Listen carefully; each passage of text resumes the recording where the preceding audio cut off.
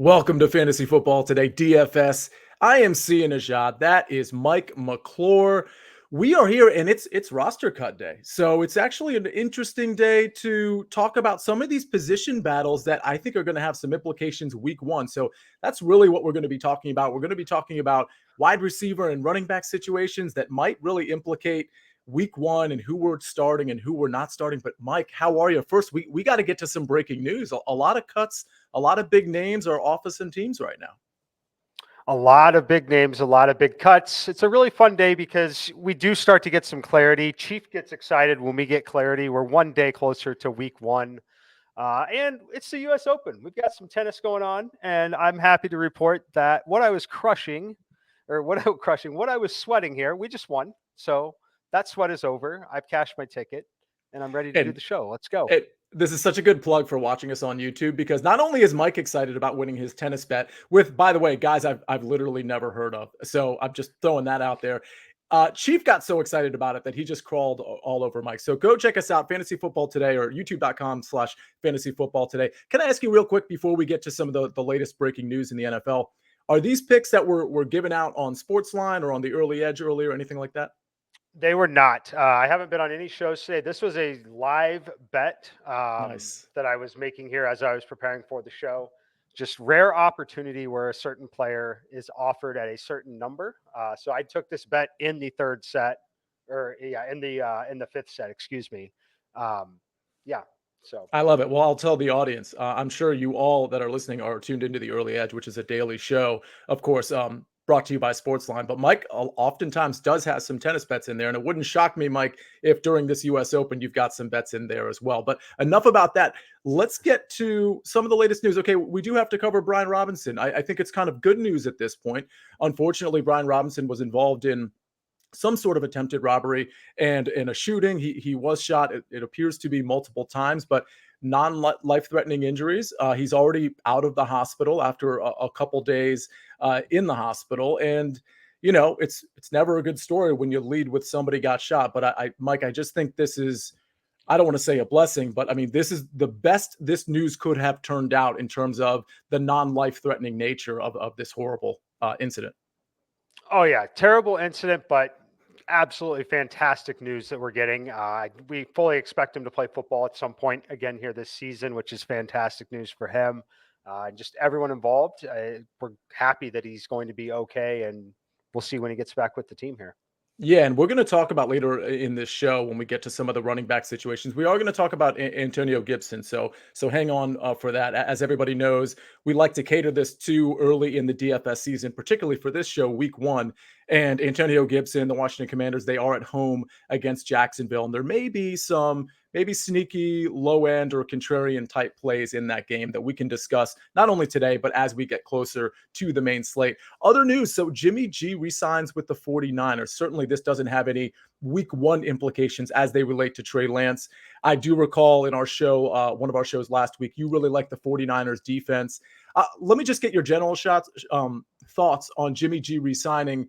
And also, now that we're starting to hear that Elijah Mitchell appears to be healthy, are you going to be more willing to pair Mitchell with that 49ers defense on that week 1 Sunday main slate? Yeah, look, I think that I'm willing to do it. I don't know if it's necessary because of all the value we'll still have, but in a normal week, yes, I'm very willing to do it. And just overall outlook on the 49ers, you know, it's kind of cliche to say it, but it's so true. It's true in the college game. It's true in the NFL game. You're one play away from needing a backup quarterback in this football league. You are truly one play away. So having someone like Garoppolo there, having that kind of some clarity on that situation, I just think it's a net positive for that team. So I think that it's a good outlook for them. As far as DFS, it doesn't have any implications now, and it likely won't throughout the season. But knowing, you know, if you're listening to the show looking for any, you know, picking up tidbits for gambling, picking up tidbits for season-long fantasy, I definitely think it should help your interest in some of those other players. Yeah, and I'll say this. I think I mentioned this when we started our off-season series, which featured so many incredible guests. I encourage everybody to go back and listen to some of that because it really truly is evergreen for the most part. But the call I made back in June was Niners Bills in the Super Bowl. So I get the fortune of sticking with it. And I love that Jimmy Garoppolo is still on this team because you're right. I think when it comes to Trey Lance, we're not really sure where he's at in his maturation as a quarterback, but we're also not sure, every time you have a potential running quarterback, you always kind of wonder, and Trey Lance is built very solid, but you always kind of wonder, could there be an issue? Maybe it's just a 2-week issue, not a season issue. But the idea of having Jimmy G back there with Brandon Ayuk, with Deebo Samuel, with George Kittle, with the running game, Kyle Shanahan's running game at that, it does good vibes, in my opinion, when it comes. And frankly, I don't think Trey Lance considers Jimmy G a huge threat. I think Trey Lance is probably comfortable knowing he has a relatively long leash here. Let's get to some guys that might have an impact week 1. Marlon Mack cut by the Texans. I don't think anybody really thought he was going to cut into Dameon Pierce's time at this point in the game. We'll get to Dameon Pierce week 1 later, but what are your thoughts on just the idea of Marlon Mack getting cut by the Texans? Yeah, I mean, I think it makes sense. You've got the young guy coming in there with Pierce. I don't really think that I personally didn't think Marlon Mack was going to take any sort of meaningful reps of any kind. So while it's news and it's a headline, and he's someone who we thought could be relevant coming out of college, had some time in the division with the Colts. At this point, I don't think it's a massive, massive news story. And I think if anything, what listeners can take away from it is, if you haven't drafted already, Pierce is going to be going significantly higher still, and to the point where he's probably overvalued.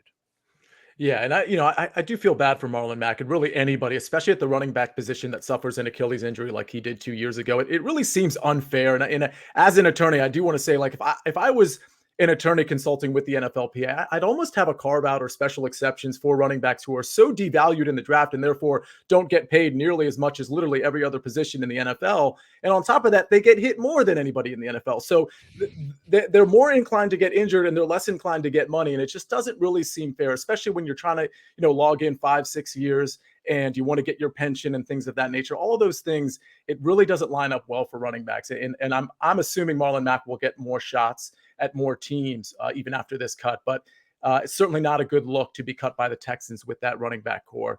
Let's go to somebody a little bit more relevant to week 1, and that's Mike Davis. I bring up Mike Davis because the Ravens signed Kenyon Drake.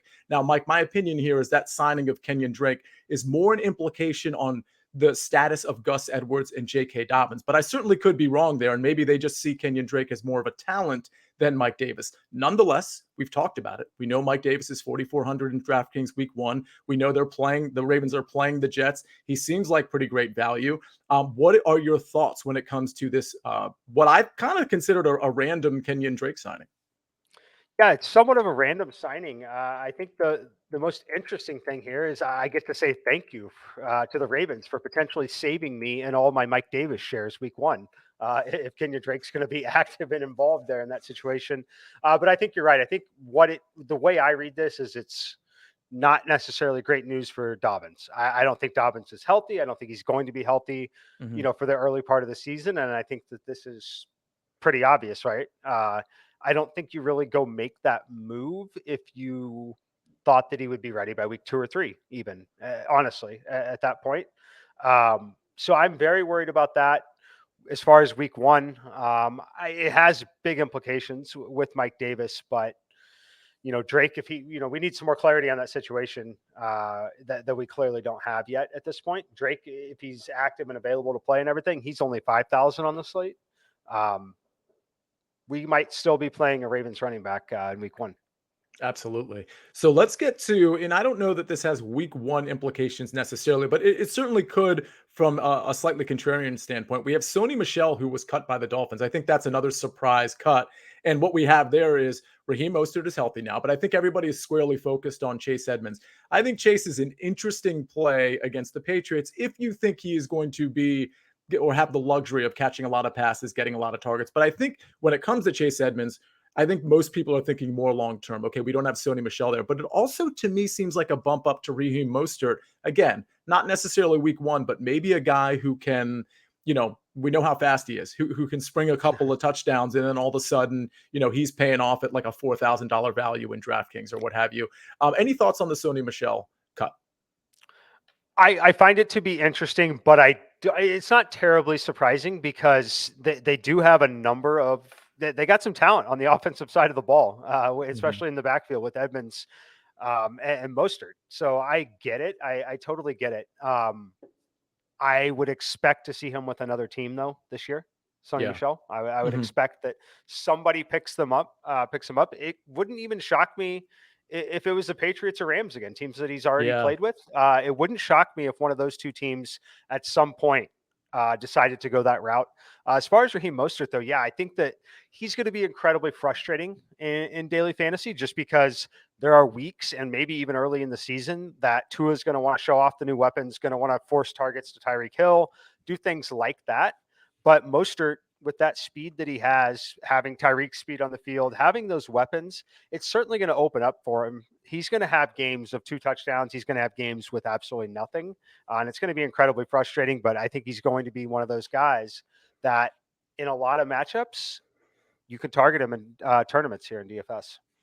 Yeah, and that, I think he's going to be back with the Rams too. We have Cam Akers and Daryl Henderson, who are both, they're back fully practicing at this point, but they have been injury prone, as we know, especially with Cam Akers. Kyron Williams behind them, solid. Then you got Jake Funk and Xavier Jones, who's on IR. So I certainly could see a scenario where, yeah, both of those teams, but certainly the Rams being super familiar with him. Before we get to some of these position battles, I wanted to ask you about one guy that I know you're pretty fond of week one. This was a piece of news that I thought kind of got unnoticed. It just simply wasn't talked about. And there are certain buzzwords in this news that I'm like, wait a minute, we need to spend a little bit more time here. So Najee Harris told everybody, a few days back that he had a sprained lisfranc in training camp. And you might say to yourself, okay, well, looks like he's over it. He played in the final preseason game, but he called himself rusty. He certainly wasn't efficient, but we didn't see a lot of efficiency from him last year either. We saw volume as opposed to efficiency. I wonder when it comes to week one, Mike, does this news alone, whether it's the idea that he might still have a lingering injury going into week one, or the idea that he's simply rusty, he's maybe not conditioning is off and things of that nature, his timing is off. Are you starting to back off your slightly contrarian Najee Harris play? I personally am not backing off of it at all, but I think general consensus will. I would expect him to be incredibly low owned here in the first week. Quote today from Mike Tomlin when asked about the injury that limited Najee in camp. He says, "It's a non issue, it's in our rear view." Um, that's kind of how I feel about it. It is super interesting to have Najee's own quote saying that he was rusty. I think that's one that most players that are DFS players will look at and kind of grab onto that a little bit. So, no, if any, I wouldn't say it makes me like him more, but it doesn't change my stance on him in week one. And certainly makes what is already a slightly contrarian play even more contrarian, which, of course, anytime you're contrarian with a guy like Najee Harris, who has the potential upside just by sheer volume, Yeah. you are, potentially passing the pack with somebody like Najee Harris. So super interesting take there. Let's talk about some running backs and wide receivers. We're going to go, pretty quickly through this show. We're not going to be here for an hour because I don't want to take up an hour of your time if we don't need to, frankly. I just want to talk about some running back and wide receiver battles. I'll tell you, Mike, for Thursday, I'm really excited about Thursday's show. I do want to tell everybody about it. We're going to talk about, Mike, specifically your strategy. Of course, you know me, I'll pitch in your strategy in attacking the main slate week one specifically early in the season when you have so many people sort of coming to the party, especially some of the casual players coming to the party. What's your strategy to attack the main slate or really any slate week one? And we're going to do a showdown lineup. Mike, I know it's going to be a week early, but we got that Rams-Bills game. You are the showdown specialist. We're not going to necessarily lock in a lineup, but I really want to get your thought process on your captain and some of the players you want to play. I think most people are going to gravitate to some of those Bills players and then like a 4-2 stack or maybe even a 3-3. There's guys like Gabriel Davis that are going to be super popular, but nobody can really figure out the running game. How do you play Cup? How do you play the quarterbacks? So everybody tune in on Thursday because we're going to talk about sort of some main slate week one strategies and early in the season strategies, but we're also going to build that man on Thursday, Mike, we're going to be a week away from football. Two amazing teams kicking off the season. Two amazing teams kicking off the season. And honestly, there's a huge college football slate that night, too. So getting to Mm. talk about it on Thursday afternoon and doing all that, oh man, it's going to be so fun. I literally cannot wait for this thing to kick off, man. Are Showdown you season is the best season. Are you going to here's a tease. Can you give us maybe one of your picks, whether it's from Sportsline or maybe one of your not right now, one of your picks on Thursday, so that maybe when the listeners come in and they hear some of your showdown and main slate thoughts, maybe we'll have a pick for them too. Absolutely. Let's do it. All right, that Absolutely. sounds amazing. College football. Wow. I just this is too much. Apologies ahead of time to my wife and family because the next 4 months are going to be very interesting. All right, so let's talk about some of these position battles. So Miles Sanders, Boston Scott, Kenny Gainwell. We've talked about these guys because of the value you can pick up, particularly on Kenneth Gainwell and what we perceive to be a passing down role. I'm curious sort of where you stand. We're not making lineups yet, but I'm curious where you stand as it relates to going into week one with these three guys. Yeah, look, I like them. The hope here is that Miles Sanders misses the game. Frankly, Mhm. I don't have a ton of interest, knowing that there has been some injury concern here if he does play, and the price point up to 5,400. Not super interested there. Just kind of the way they use them. But guys like Boston Scott, Kenny Gainwell, we know that they can catch passes really well out of the backfield as well. The price points are down. We've seen them in these kind of situations before already. I become incredibly interested in that part. They don't have kind of that name value that Miles Sanders does for a more casual audience in week one of the season as well. So, as far as which one, it's tough to say necessarily right now. But the thing that we're going to be looking for and hoping for the most is Miles Sanders to sit. Yeah, absolutely. And I almost expect that, but again, we're too far Yeah. away to really affirmatively say that. But let's talk about that game. That's one of four games I think that are going to be really popular. We talked about that last week as well, where that total has shot up as Mike spelled out for us last week. I believe it opened around 46 and a half, and now it's all the way up to 49, Philly favored by 4. That's going to be a popular game for a lot of reasons, but like Mike said last week, that's the conditions in that game are going to be pristine. So that's a game that could absolutely be a track meet on both sides of the ball. The next running back situation I want to talk about with you is Antonio Gibson, frankly. We know Brian Robinson isn't playing for quite some time. Hopefully he'll be back this year. Super thankful that he avoided major injury. But we've got Antonio Gibson at 5,800, a JD McKissic at 5,100. I would imagine, to the extent you were even considering this game or either of these two players, it would be Antonio Gibson, who clearly has something to prove and is at a price point that's probably not going to be super attractive to people because that 5,800 zone, I think people would just prefer to go down to like an Elijah Mitchell or get a super savings in Mike Davis and then pair that with Christian McCaffrey, running backs like that. So any thoughts in maybe, listen, the front seven for Jacksonville, not great. Any thoughts? Antonio Gibson needs to kind of put his stamp on this league because people are really doubting him. Is there a shot here? Oh yeah, I think that there's definitely a shot. He's got a lot to prove, and it's unfortunate circumstances for everyone, but it's a huge opportunity for him to go out there, and a pretty ideal situation for him in terms of playing at home against the opponent that he gets to play against. It's a pretty good opportunity to put some more. I won't say it sounds weird saying put some more film out there, but to put some film out there and have a significant game in this spot. As far as I don't like to speculate too much on Robinson and when he's going to come back. The most important thing is just that he's fine. Uh, he was at the team facility today. He went to the Amazing. team facility today. It's, surgery went well. We don't know the extent of how long he's going to be out, but the idea that he's back at the facility already, that's good. So as far as Gibson's concerned, I think that this is, again, it's very unfortunate, but I think he's looking at this as a huge opportunity for him still in his career to go have this game here. McKissic, I like McKissic, especially if we get a game script where they're neutral or trailing at some point. Mhm. I think he's going to be heavily involved in the passing game. My issue here is the price point at 51. This is really a play that should be 42, 43, 4,400. So if I were to play one, it would be Gibson.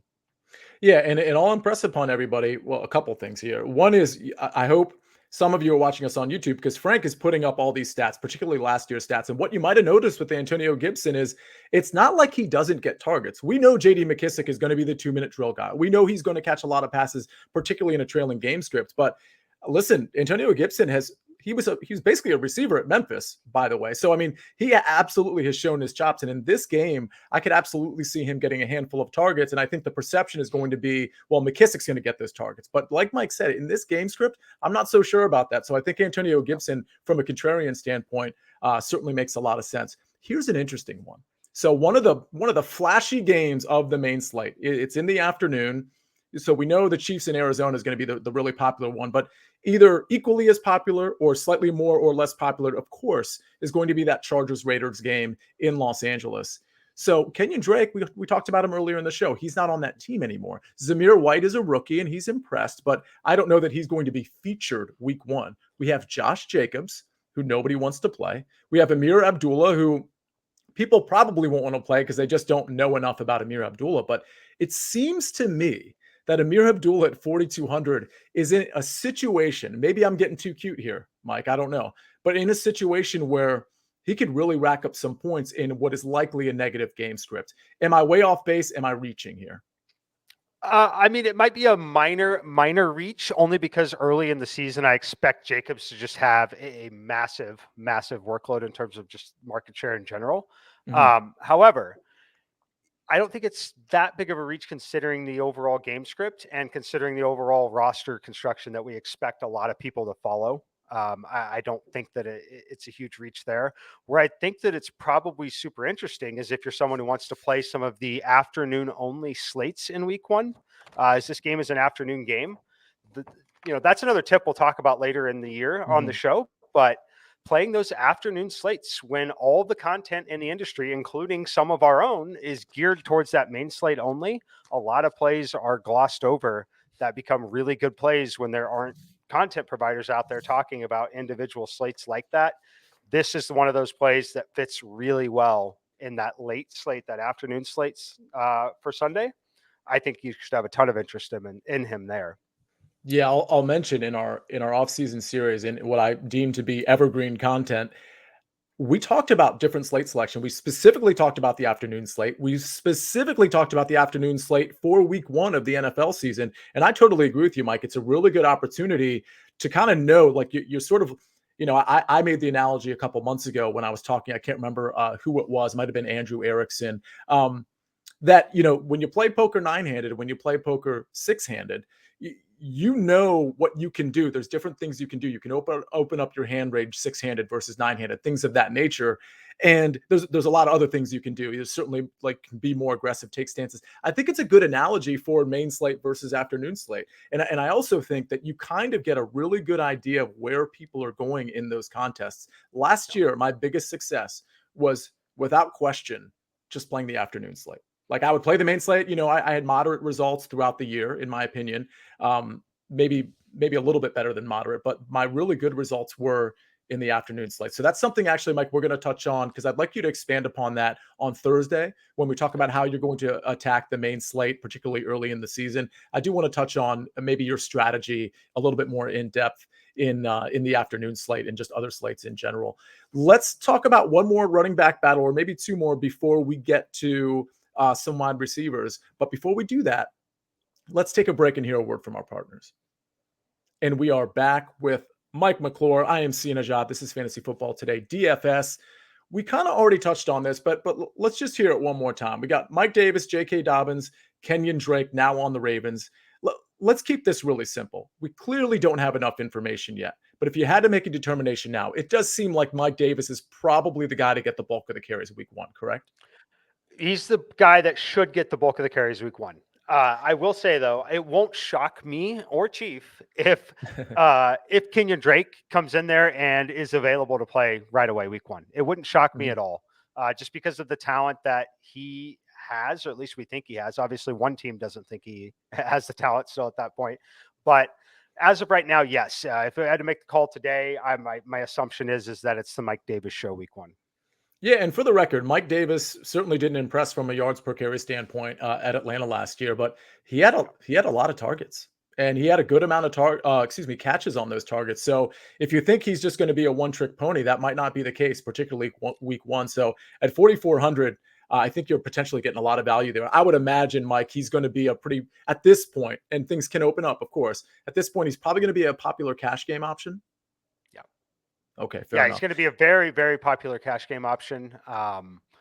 Probably so much to the point that it probably won't be a very good tournament option. Mhm. Fair enough. Yeah. Let's go to a situation that I think is really interesting. And, I'm kind of getting cute with Amir Abdullah, but I do think there's potential there.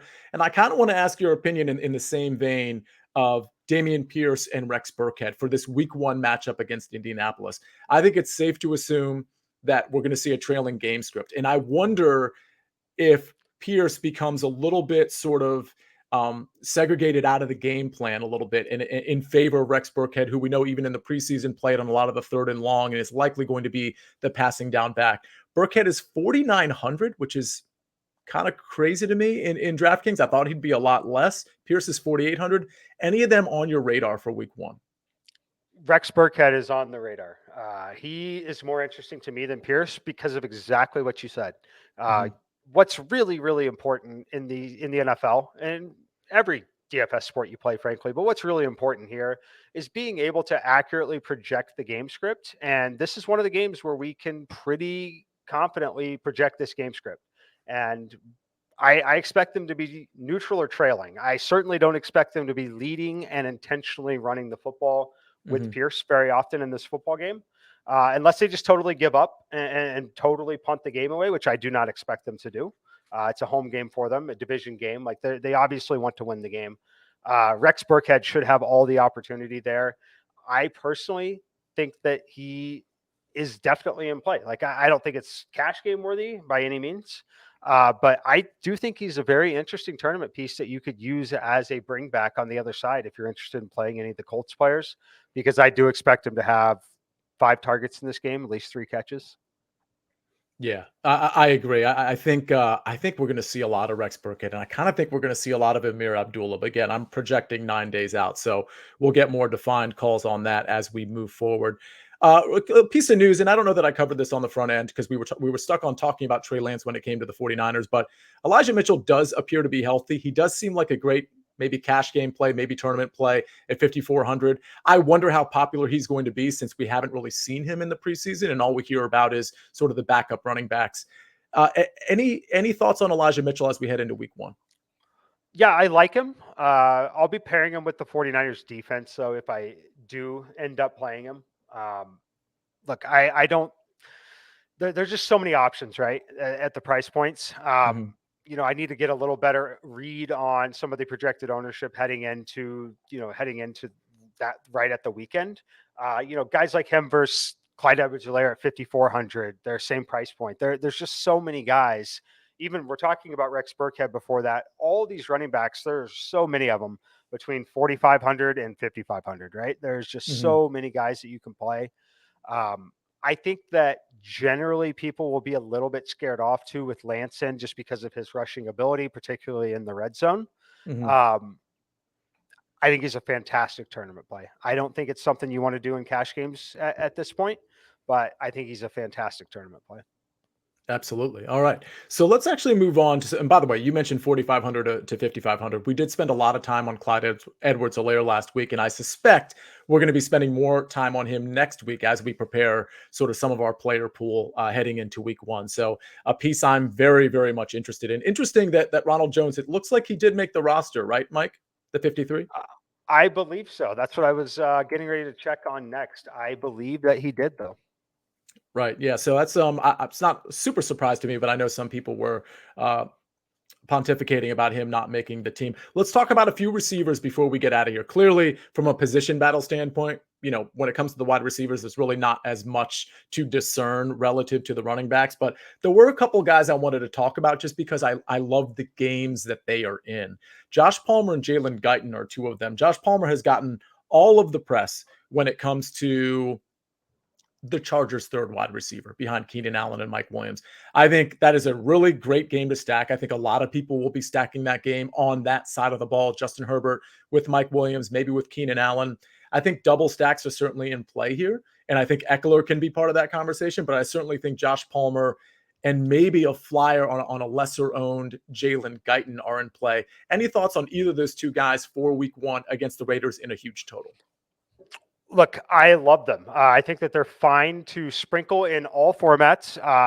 We're thinking like big contests, millie makers, things like that. I think it's totally fine. When we mentioned it already, we'll talk about it again on Thursday, but these guys are fantastic plays on the afternoon only slate. You play these guys on the afternoon only slate. You get to jam in the additional stud. The beauty is they have a quarterback that you're likely looking to play already with Justin Herbert. Just so many natural ways to stack them up or use them as bringbacks on the other side if you like the car stacks. So yeah, I like them both. As far as which one, I think that they're both low enough owned that you pick the guy you like and you don't try and be cute. This is one of those situations we see all the time where someone tries to get really, really, really cute and maybe play Guyton over Palmer because Palmer's projecting at 6% ownership on that slate and this guy's projecting at 3%. The 6% to 3%, just play the 6% guy that you really like, right? So Yeah. we'll talk about that throughout the course of the season, but I would still play Palmer over Guyton. Yes, they'll both be on the field at times. Yes, they can both catch a long touchdown pass, but Palmer is that guy for me. Yeah, 6% leverage is still pretty great, is certainly the Yep. point Mike's making there. Let's talk about another game that it doesn't have the total we're looking for, but it has some interesting pieces. It's the Colts against obviously the Texans. We talked about Rex Burkhead, and as we were talking about Burkhead as an interesting play at 4,900, I believe it was. I was thinking of like a skinny stack, but maybe not with JT, maybe with Michael Pittman, for example. And I also want to play JT. Don't get me wrong, but you got Pittman, you got Paris Campbell, you got Alec Pierce. It looks like Paris Campbell is the wide receiver 2 here. I don't know that I want to take a flyer on Paris Campbell week 1, but I do honestly, I do have him in the back of my mind for the weeks going forward, particularly in games that might be more shootout-ish than this particular game. But your thoughts on Pittman as maybe a flyer in week 1? I like Pittman. Look, I think that there is a scenario here. There's a couple of scenarios. One scenario is the Texans come out and they're a little better than we think, and the game's a little more competitive, right? That's very much in play in a division game when you're on your home field. The other scenario is maybe they want to show off the new addition in Matt Ryan. Maybe they want to get a few additional passing reps in this game. That's not going to surprise me at all either. Obviously Jonathan Taylor has the big workload, right? And it's not going to shock me if he continues to have a big workload, but things could change in some of the offensive philosophy now that they have a guy like Matt Ryan back there. So I'm very willing to take a shot here on Michael Pittman and or Paris Campbell. Paris Campbell at what, 3,300? Yeah. I think you could do a lot worse than that from a value standpoint. Yeah, I think that's a really interesting game. If somehow the points come through the air, maybe you can throw Nyheim Hines into that conversation as well. If they somehow come through the air and not through specifically Jonathan Taylor, at least from a touchdown standpoint, you're really leveraging the field with those contrarian pivots. Let's talk about, before we get out of here, I think this is a little interesting. Laviska Shenault traded obviously to the Panthers.